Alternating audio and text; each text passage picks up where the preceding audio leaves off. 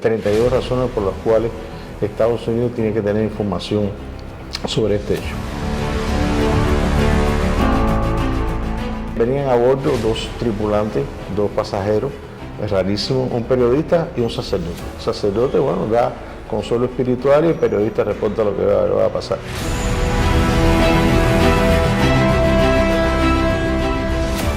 Se habla de conflictos, se habla de diferente, lo que ha sido es, como muchas veces digo el comandante en jefe, ha sido una sistemática agresión.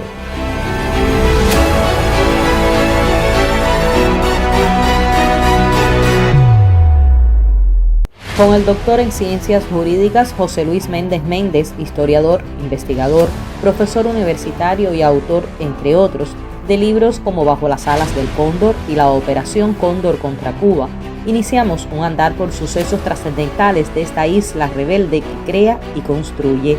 Análisis, debates, en perspectiva, un podcast desde y para los cubanos. Hoy, tras esos enigmas y verdades ocultas de la explosión del vapor La Cubre, hace ya 65 años en el puerto de La Habana, conversamos en el Memorial de la Denuncia. Un hecho sin dudas que marca un antes y un después en la historia de nuestro país, uno de los primeros actos de terrorismo de Estado en Cuba. ¿Cierto, profesor? Así mismo es, uno de los primeros. No el primero, porque ya el 21 de octubre del año 59, un avión procedente de Estados Unidos bombardeó la ciudad de La Habana. ¿Y cómo recuerda la historia, cómo recoge? ¿Qué ocurrió exactamente ese día, los cubanos? ¿Cuánto sigue marcando aún a las actuales generaciones? Eso es un hecho que se inserta en el plan agresivo de la sucesiva administración contra Cuba, primero Eisenhower. Eisenhower ya en ese mes de marzo del año 60 ya estaba fraguando lo que sería el plan de operaciones encubiertas de la CIA contra Cuba, firmado el 17 de ese mes.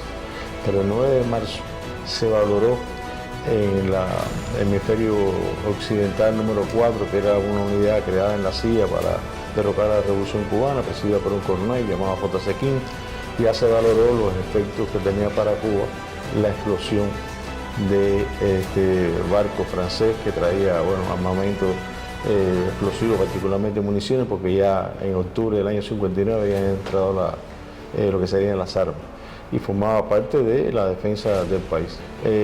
Fueron cosas muy raras este hecho, y hay 32 razones por las cuales Estados Unidos tiene que tener información sobre este hecho.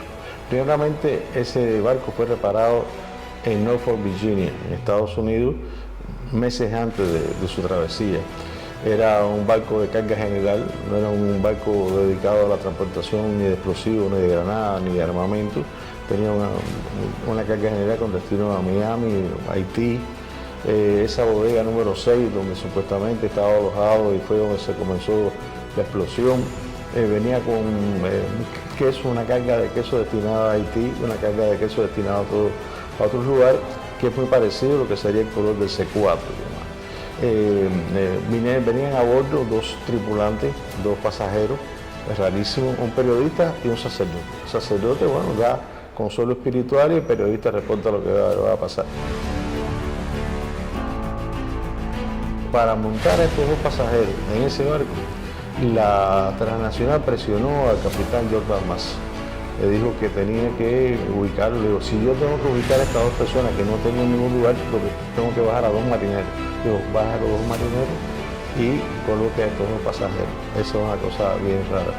Segunda, cuando se pasó por Miami, antes de atracar La Habana, debía llegar el día 2, pero llegó el día 4 por problemas climáticos, transmitió a Radio Miami el lugar exacto donde estaba eso hizo la presunción de que hubiera sido una mina, después se descartó, cuestión de que hubiese sido una mina colocada, pero estaba en consonancia con el plan de acciones encubiertas que gestó la invasión de Playa Girón. Esto fue el 17 de marzo. Y por supuesto, Estados Unidos estaba, el principal interesado en que Cuba no recibiera las armas era Estados Unidos, porque la limitaba en cuanto a su defensa, estaba abocada ya a la preparación de la invasión que se produjo un año después. Muchísimos documentos de la etapa han sido desclasificados por la CIA, pero no los relativos a este periodo del cual estamos abordando hoy, y eso también puede absolutamente. traer muchísimo... Durante el evento, es muy buena la pregunta que hace, porque durante el evento que se hizo en el año 61, en ocasión del 40 aniversario de Playa de Girón, y después en el 62, el 40 aniversario de la crisis de octubre. Se hicieron gestiones durante todo un año para poder desclasificar documentos que hablaran acerca de este hecho terrorista. Y el investigador, o sea, la oficina dedicada a la desclasificación de la información, el Archivo de Seguridad Nacional, solamente logró 9 documentos. Uno, el embajador francés en La Habana proporcionó información falsa a Estados Unidos para poderse defender de la acusación cubana sustentada el día 5 para que se librara de esas acusaciones de Cuba. Y segundo, Braddock era el encargado de negocios de Estados Unidos en La Habana en aquel momento, estaba transcribiendo el discurso del comandante jefe Fidel Castro Ruz el día 5, en vivo lo estaba transmitiendo. Esos fueron los únicos documentos. Después se conoció ya que la Transnacional ubicó esos documentos en una empresa que se dedica a conservar, como se disolvió la Transnacional, que pusieron 150 años para desclasificar la información. En el caso de Kennedy se hablaba de 50 años. ¿Qué secreto, qué documentación pueden atesorarse en ese lugar? Primero, que Estados Unidos fue capaz de gestar un hecho como ese, afectando los intereses de aliados, de Bélgica y de Francia. Murieron marineros franceses, se destruyó un barco, se hundió un barco francés. Y toda esta información, por supuesto, va a revelar hasta dónde es capaz de llegó el imperialismo en aquel momento para privar a Cuba de esa capacidad defensiva. Muchísimos enigmas, muchísimas respuestas aún por validar científicamente, aunque los cubanos sabemos muy bien que ese dolor compartido tiene un responsable, tiene un nombre. Ese día posterior... Ese día lo interno fue un golpe tremendo para la población cubana. Primero estremeció toda La Habana, más de 100 muertos, heridos, conmocionó, derrumbó edificios y consternó a toda la población cubana. Bueno, comenzó lo que sería esa consigna que nos ha acompañado hasta el presente de Patria o Muerte. Fidel en esos momentos se hicieron las pruebas necesarias para demostrar que las granadas no podían explotar por simpatía, ni podían explotar por haber sido lanzadas en una altura. Se hicieron pruebas que demostraban hasta la sociedad, un informe extensísimo, inmediatamente hecho un día posterior a ese criminal suceso, y por supuesto la presencia de los dirigentes en el lugar. Aquí ya estamos hablando a lo interno, ¿no? Casi siempre lo que se conoce, estaba el Che, estuvieron todos los dirigentes de la Revolución, Almeida, y estaba creado para eso, pues recordar que 30 minutos después estalló hubo la segunda explosión y ya podía haber afectado un plan para debilitar la dirigencia de la Revolución. Todos estaban presentes ahí, estaban acompañando la figura del comandante jefe, y bueno, y eso por supuesto radicalizó la Revolución. Claro, el objetivo, la crueldad de los métodos, el dolor compartido, pero también un momento que sirvió para esa consigna, como bien hablaba, que sentenció Fidel de Patria o Muerte, para marcar un antes y un después en la historia de la Revolución Cubana, en el Partido Comunista de nuestro país, que a partir de esa frase consolidaba todas unas proyecciones de trabajo que además, sin duda, impactaron en los cubanos. Fueron tantas las mentiras que Miami Herald tuvo que desmentir, no solamente ya lo macabro de hacer esta acción como tal, terrorista de esa magnitud, sino también cómo se hizo todo, acompañaba todo un plan para desinformar y engañar y aparentar que pudiera ser un accidente, y que no eran, los braceros no eran experimentados, que eran soldados rebeldes, lo cual es falso.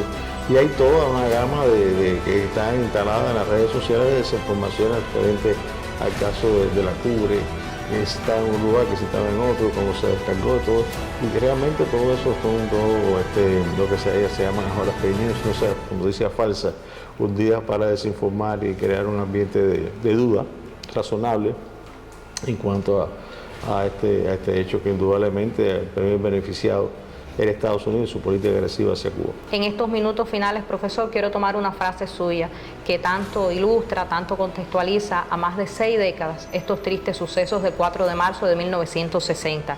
Usted comentaba en su artículo: la demanda del pueblo cubano por conocer la realidad de este horrendo crimen se renueva cada día con la consigna de Patria o Muerte, que nació en el sepelio de las víctimas para quedar para siempre en la voluntad de una nación amante y defensora de la paz, que rechaza la guerra como rechaza el terrorismo. ¿Prohibido olvidar?